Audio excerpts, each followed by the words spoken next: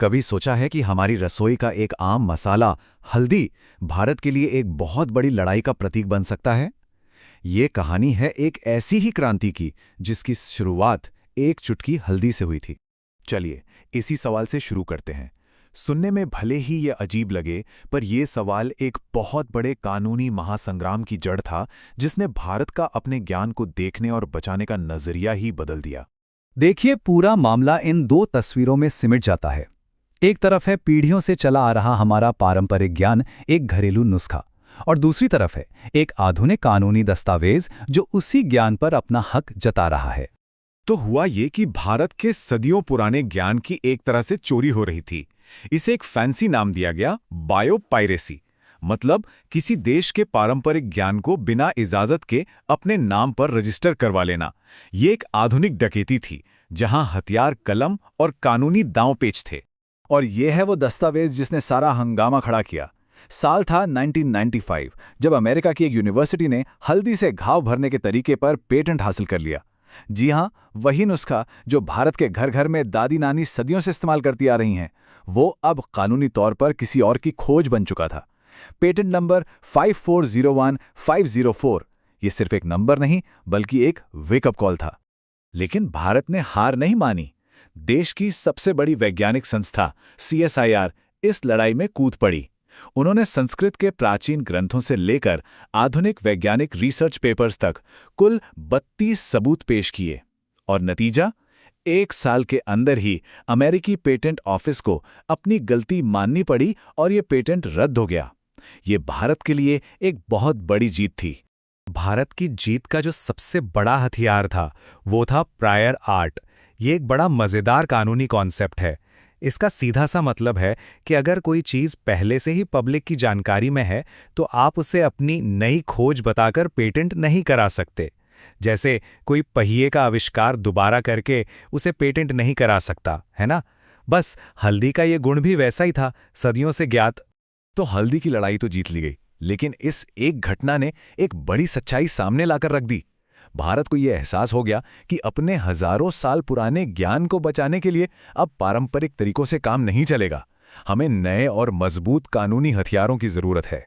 और यहीं से जन्म हुआ भारत के पहले बड़े कानूनी हथियार का, geographical indications of goods act, यानी GI एक्ट। इसे 1999 में पास किया गया और 2003 से लागू। ये सिर्फ एक कानून नहीं था, ये भारत की सांस्कृतिक और आर्थिक विरासत के लिए एक ढाल थी। अब ये GI टैग है क्या? इसे समझने का सबसे आसान तरीका है दार्जिलिंग चाय का उदाहरण। 2004 में ये भारत का पहला ऐसा प्रोडक्ट बना जिसे GI टैग मिला। इसका सीधा सा मतलब है कि अब सिर्फ दार्जिलिंग की पहाड़ियों में उगी चाय को ही दार्जिलिंग चाय कहा जा सकता है। ये उसकी क्वालिटी और पहचान की गारंटी है।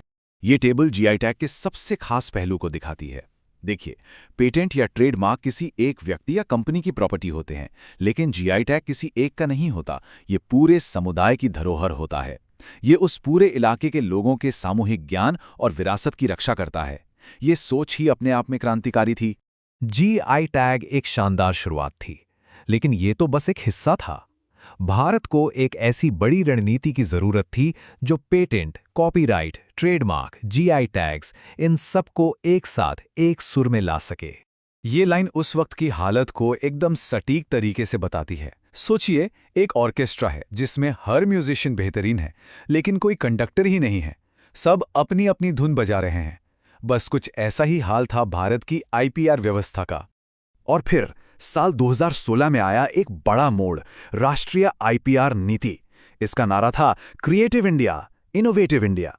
ये सिर्फ एक नारा नहीं, बल्कि एक मिशन था। मकसद था भारत को सिर्फ नियमों का पालन करने वाले देश से बदलकर इनोवेशन की दुनिया में लीड करने वाला देश बनाना। इस पॉलिसी के 7 बड़े लक्ष्य थे। मतलब सिर्फ कानून बनाना काफी नहीं है, लोगों को इसके बारे में बताना, नए आविष्कार करने में मदद करना, सरकारी दफ्तरों को तेज बनाना और सबसे जरूरी, इन आविष्कारों को लैब से निकालकर बाजार तक पहुंचाना। ये एक पूरी 360 डिग्री योजना थी। तो ठीक है, योजनाएं तो बहुत अच्छी थीं, लेकिन क्या जमीन पर भी कुछ बदला? चलिए, अब कागजों से हटकर नतीजों पर नजर डालते हैं। और सच कहूं तो जो बदलाव आए हैं, वो आंकड़ों में साफ दिखते हैं। सबसे पहले देखिए ग्लोबल इनोवेशन इंडेक्स।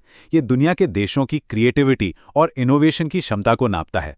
2015 में भारत 81वें नंबर पर था और आज हम 38वें नंबर पर हैं। ये सिर्फ रैंक में उछाल नहीं है, ये दुनिया को एक सीधा संदेश है कि इनोवेशन की रेस में भारत अब एक बड़ा खिलाड़ी है। और इससे भी ज्यादा दिलचस्प बात यह है कि ये इनोवेशन अब भारत के अंदर से आ रहा है। 2016 तक हमारे देश में ज्यादातर पेटेंट्स विदेशी कंपनियां फाइल करती थीं, लेकिन अब देखिए पासा पूरी तरह पलट चुका है। अब लगभग 62% पेटेंट्स भारतीय लोग और भारतीय कंपनियां फाइल कर रही हैं। यानी अब हम सिर्फ टेक्नोलॉजी के यूजर नहीं बल्कि क्रिएटर भी बन रहे हैं। और उस जीआई एक्ट का क्या हुआ? ये एक नंबर ही काफी है, 658। इतने पारंपरिक प्रोडक्ट्स को आज कानूनी सुरक्षा मिल चुकी है। ये सिर्फ एक नंबर नहीं, ये उन लाखों कारीगरों, बुनकरों और किसानों की कहानियां हैं जिनकी विरासत अब पहले से कहीं ज्यादा सुरक्षित है। हालांकि इतनी तरक्की के बाद ये मान लेना कि सब कुछ हासिल हो गया है सही नहीं होगा। ये सफ़र अभी ख़त्म नहीं हुआ है, रास्ते में अभी भी कुछ बड़ी चुनौतियां हैं। तो कुल मिलाकर तस्वीर ये है, एक तरफ सरकारी प्रक्रियाएं तेज हुई हैं, दुनिया में हमारी पहचान मजबूत हुई है, लेकिन दूसरी तरफ हम आज भी रिसर्च और डेवलपमेंट पर बहुत कम खर्च करते हैं और हमारे कई शानदार आविष्कार सिर्फ लैब की फाइलों में ही रह जाते हैं, बाजार तक पहुंच ही नहीं पाते। तो दौड़ तो हमने अच्छी शुरू की है, लेकिन फिनिशिंग लाइन अभी भी दूर है। और अब हल्दी की एक छोटी सी कहानी से शुरू हुआ ये सफ़र हमें भविष्य के सबसे बड़े सवाल पर ले आया है। आर्टिफिशियल इंटेलिजेंस यानी एआई के इस दौर में जब मशीनें खुद नया कुछ बना सकती हैं, तो फिर हमारा ज्ञान क्या है और हमें किसे बचाने की ज़रूरत है? ये एक ऐसा सवाल है जो आने वाले समय में सिर्फ भारत ही नहीं बल्कि पूरी दुनिया के लिए बौद्धिक संपदा की परिभाषा को शायद फिर से लिखेगा।